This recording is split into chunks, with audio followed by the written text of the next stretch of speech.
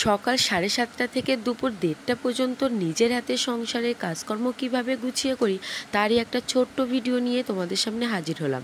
নমস্কার, কেমন আছো সবাই? আশা করি সকলেই ভালো আছো। আমার চ্যানেলে প্রত্যেককেই স্বাগত জানিয়ে আরও একটা নতুন ভিডিও শুরু করছি।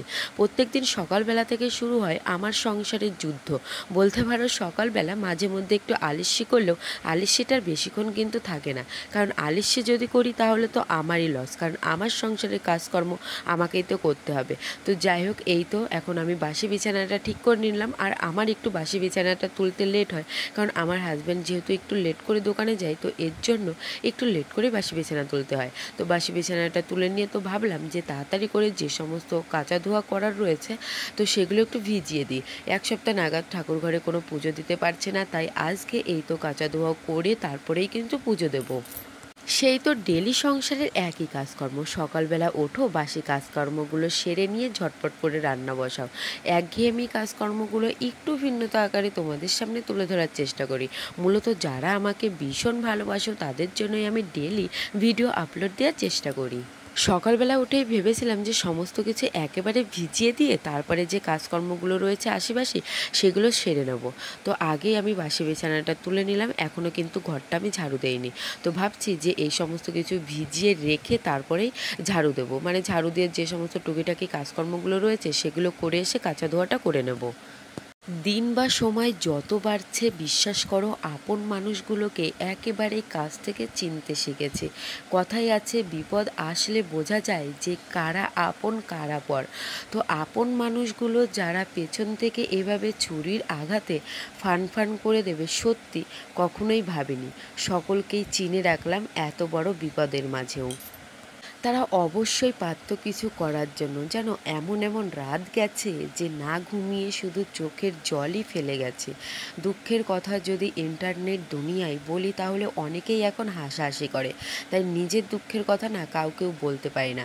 বিশ্বাস করো, এমন আমার অনেক রাত গিয়েছে যে সেই রাতগুলোতে শুধু চিন্তাই করে গেছি গভীরভাবে, দু চোখে ঘুম নেই। কারণ যেহেতু আমি ভালোবেসে বিয়ে করেছি, তাই খারাপ হোক ভালো হোক সমস্ত কিছুটাই আমার উপরই নির্ভরশীল। অভাব আর কষ্ট কতটা যে মৃত্যুদায়ক যন্ত্রণা, যারা এই সমস্ত অভাব ও কষ্টগুলো ফেস করে তারাই বোঝে। মানে অনেকেই বলে যে ভালোবাসা থাকলে সংসারে টিকা যায়, টাকা না হলেও চলে। এটা একেবারেই ভুল। ভালোবাসা টাকা অবশ্যই কিন্তু প্রয়োজন প্রত্যেকটা মানুষেরই জীবনে। বর্তমান যে দিনকাল পড়েছে, এই যুগে দাঁড়িয়ে টাকা না থাকলে তুমি সমস্ত কিছু থেকেই পিছিয়ে পড়বে। তোমার চিকিৎসা, তোমার আত্মীয় স্বজন, সমস্ত জায়গা থেকেই তোমাকে দূরে হাঁটতে হবে। তো যাই হোক, এই তো সংসারের আশিবাসি কাজকর্মগুলো সেরে নিয়ে একটু আমার যে পুরনো ঘর ছিল সেই ঘরের পেছন সাইডে আসলাম। তো এই যে গাছগুলো দেখতে পাচ্ছ, এই গাছগুলো কিন্তু দোপাটি ফুল গাছের চারা এত ভালো হয়েছে, মানে যে কেউ দেখে বলবে যে এই গাছগুলো হয়তো ডাঁটা গাছ। তো যতক্ষণ না এই গাছের ফুল আসবে ততক্ষণ আমি তোমাদেরকে বোঝাতে পারবো না। যারা চেনে তারা তো অবশ্যই জানবে যে দোপাটি ফুল গাছ মানে কীরকম হয় তার ফুল। আর যারা চেনে না, ফুল আসলে আমি অবশ্যই তাদেরকেও দেখাবো। আর এই যে সিম গাছগুলো দেখতে পাচ্ছ, এই গাছগুলো কিন্তু আমার হাতেই লাগানো। প্রথমে একবার লাগিয়েছিলাম, তো আমি যখন জাংলাটা দিতে এসেছিলাম তখন সিম গাছ না মারা গিয়েছিল, তাই পরবর্তীতে আবার বীজ দিয়েছি, আবার বেশ ভালোই হয়েছে। বাড়িতে এরকম টাটকা শাকসবজি থাকলে সত্যি মাঝে মধ্যে ভীষণ উপকৃত হওয়া যায়। মানে যখন যেটা মন চায় তখন সেটাই তাড়াতাড়ি করে কেটে নিয়ে ঝটপট করে কিন্তু রান্না বসানো যায়। আজকে যেমন আমার বাড়িতে কোনো রকমেরই কিন্তু সবজি ছিল না, তাই তাড়াতাড়ি করে ঘরের পেছন থেকে কিছু পুঁইশাক কেটে নিয়ে ঝটপট করে এই তো পুঁইশাক দিয়ে আলু, তার মধ্যে কুমড়ো দিয়ে, চিংড়ি মাছ দিয়ে ঝটপট করে রান্নাটা সেরে নিচ্ছি। প্রত্যেক দিন সকাল 7:30 থেকে বা সকালবেলা থেকে দুপুর 1:30-2টো অবধি আমার সংসারের কাজকর্ম কিন্তু এক নাগাড়ে চলতেই থাকে। যেহেতু নিজের হাতে সমস্ত কিছুটাই, সব দিকটাই যেহেতু ম্যানেজ করতে হয়, তাই সমস্ত কিছু একা হাতে করে উঠতে উঠতে 1টা থেকে 1:30টা নাগাদ বা তার বেশিও কিন্তু মাঝে মধ্যে আমার হয়ে যায়। তো ওদিকে আমার পুঁইশাক রান্না করা কমপ্লিট হয়ে গেছে, আর এখানে একটা কাতলা মাছ নিয়েছিলাম, তো সেই মাছটাই নিয়ে এই তো কাটতে বসে পড়লাম। বাড়ির বউ মানে সকল কাজকর্মের দায়িত্ব, সমস্ত দিক দিয়ে পেশার সমস্ত, মানে চতুর্দিকেই তোমাকে খেয়াল বা নজর কিন্তু তোমাকেই রাখতে হবে। তুমি সেটা তোমার বয়স যতই ছোট হোক বা বড় হোক। আর যে একবার এই সংসার জীবনে পা রাখবে, ইচ্ছা করলেও সে কখনো সংসার থেকে বেরোতে পারবে না। মানে বিশেষত আমাদের মতো মেয়েরা, সংসার এমন একটা মায়াজাল, তো এই মায়াজাল থেকে চাইলেও কিন্তু বেরোনো কখনোই কিন্তু সম্ভব নয়। আজকে সকালবেলা উঠে আমাকে আর মাছ কিনতে হয়নি, তো আমার শ্বশুর মশাই সকালবেলার দিকে কাতলা মাছটা কিনে বাড়িতেই রেখে গিয়েছিল। তাই ওই তো বাসি কাজকর্মগুলো সেরে পুঁই শাক আলু দিয়ে চিংড়ি মাছটা রান্না করে নিয়ে তারপরে মাছটা কেটে নিলাম। কেটে লবণ হলুদ বেশ ভালো করে মাখিয়ে এই তো উনুনেই রান্নাটা বসিয়ে দিলাম। আর আমি যখনই সংসারে কাজকর্ম করি না কেন, সকালবেলার দিকে বা রান্না করি যখনই, তখনই এই পাখিগুলো আমাদের বাড়িতে প্রচুর পরিমাণে দেখা যায়। মানে আমি যে জায়গায় কাজকর্ম করব একেবারে হাতের কাছে চলে আসে।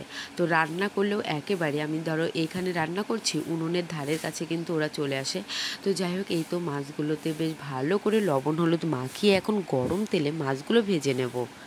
সেই যে যখন আমার বিয়ে হয়নি সেই সময়টাতে আমি শোলা কচু তার সঙ্গে আলু দিয়ে মাছের তরকারি খেতাম। আমার ভীষণ পছন্দের একটা খাবার শোলা কচুর সঙ্গে এরকম রুই মাছ বা কাতলা মাছ। তো আমার শাশুড়িমাকে বলেছিলাম, তাই বাজার থেকে এই তো শোলা কচু এনেছিল, ফ্রিজে অনেক দিনই রাখা ছিল। তাই সেই শোলা কচু তার সঙ্গে আলু একটু বড় বড় সাইজের করে কেটে নিয়েছি। আমি কেন জানি না, যে কোনো সবজি একটু বড় বড় মোটা মোটা সাইজ করে না কাটলে আমার ভালো লাগে না। তো যাই হোক, এখানে সেরকমভাবেই আমি রান্নাটা করে নিচ্ছি। আর কোনো রকম পেঁয়াজ রসুন আমি দেইনি, শুধু ফোড়নে দিয়েছিলাম কটা কাঁচা লঙ্কা 15-16টা, তার সঙ্গে একটু আদা বাটা দিয়ে এই তো শোলা কচু আর আলু ধুয়ে রাখা সমস্ত কিছু দিয়ে মশলার সঙ্গে লবণ হলুদ মাখিয়ে সুন্দর করে কষিয়ে নিয়েছি। বিশ্বাস করো, আর এরকম গরমে পাতলা ঝোল খেতে সবথেকে বেশি ভালো লাগে। আর আজকে আমার হাজব্যান্ড ভীষণ রকমভাবেই কিন্তু এই তরকারিটা ভীষণ পছন্দ করেছে। আমার বাপের বাড়ি থেকে আমার শ্বশুর বাড়িতে রান্নার স্টাইল, ধরন সমস্ত কিছুই আলাদা। আমার বাপের বাড়ির যে কোনো জিনিস রান্না হলে একেবারেই কিন্তু সিম্পলভাবেই হয়। আর আমার শ্বশুর বাড়িতে মানে একটু মশলা জাতীয় খাবার বেশি পরিমাণে খাওয়া হয়। তো যাই হোক, তাই আজকে একটু তরকারিটা হালকা করে রান্না করেছিলাম, প্রত্যেকেই ভীষণ পছন্দ করেছে। এদিকে আমার হাজব্যান্ড অনলাইনে অর্ডার করেছিল, কী ছিল এর মধ্যে সত্যি আমি নিজেও জানি না, শুধু বলেছিল যে প্যাকেজটা রিসিভ করার জন্য। তো আমি রিসিভ করে এনেছিলাম, আমি আর নিজে প্যাকেজিংটা খুলিনি। ও দোকান থেকে এসে এই তো প্যাকেজিংটা খুললো। তো এর মধ্যে ও নিজের জন্য 3টে সেন্ট অর্ডার করেছে, আর আমার জন্য ফাঁকা, আমার জন্য কিছুই না। তো যাই হোক, এই তো। আর আমার সমস্ত সুখ দুঃখের কাহিনী আমি যাদেরকে বলি তারা হচ্ছে আমার ভগবান। কারণ মানুষকে বললে কেউ শোনে না, কারণ আজকাল নিজের কষ্ট অন্য কাউকে বলবে সকলে হাসাহাসি করবে। তাই ভগবানের জন্য কান্না করা অনেক শ্রেয়।